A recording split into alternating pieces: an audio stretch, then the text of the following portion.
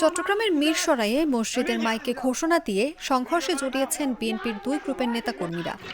সোমবার সন্ধ্যায় উপজেলার করেরহাট ইউনিয়নের ৬ নং ওয়ার্ডের শহীদ জাকির হোসেন সড়কের কাছ নিয়ে দুপক্ষের মধ্যে সংঘর্ষের ঘটনা ঘটে।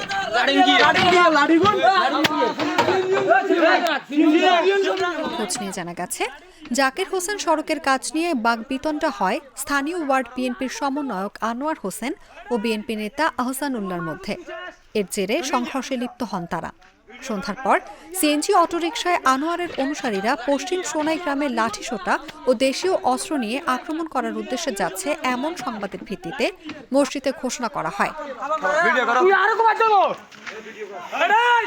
ঘোষণা শুনে গ্রামবাসী একত্রিত হয়ে পাল্টা ধাওয়া দেয়। এ সময় দুই পক্ষে প্রায় ৮ থেকে ১০ জন আহত হয়। আহতরা উপজেলা স্বাস্থ্য কমপ্লেক্সে চিকিৎসা নিচ্ছেন। দুই পক্ষ থেকেই মামলার প্রক্রিয়া চলছে বলে জানান তারা। শহীদ জাকির হোসেন সড়কের ১ কিলোমিটার রাস্তার কাজ চলমান রয়েছে। ঠিকাদার জাহাঙ্গীর কবির চৌধুরী পালিয়ে যাওয়ার কারণে সম্পূর্ণ কাজ সমাপ্ত করা সম্ভব হয়নি। পরবর্তীতে কার্পেটিংয়ের কাজের জন্য উপজেলা থেকে সমন্বয় করে কাজের অনুমতি দেওয়া হয়। স্থানীয় বিএনপি নেতা আনোয়ার হোসেন কংক্রিট সরবরাহ করেন। অপরপক্ষ আহসানুল্লাহ নিম্নমানের কংক্রিট দিচ্ছেন বলে অভিযোগ করেন।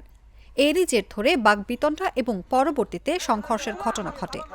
সংঘর্ষে বিএনপি নেতা নুরুন নবী, আব্দুল হাই, মমিন, আহসানুল্লাহ, সোহাগ, ইমাম হোসেন, হাসান সহ ৮ থেকে ১০ জন আহত হয়েছেন।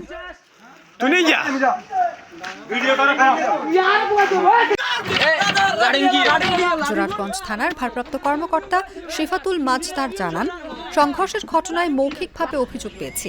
লিখিত অভিযোগ পেলেই আমরা আইনগত ব্যবস্থা গ্রহণ করব।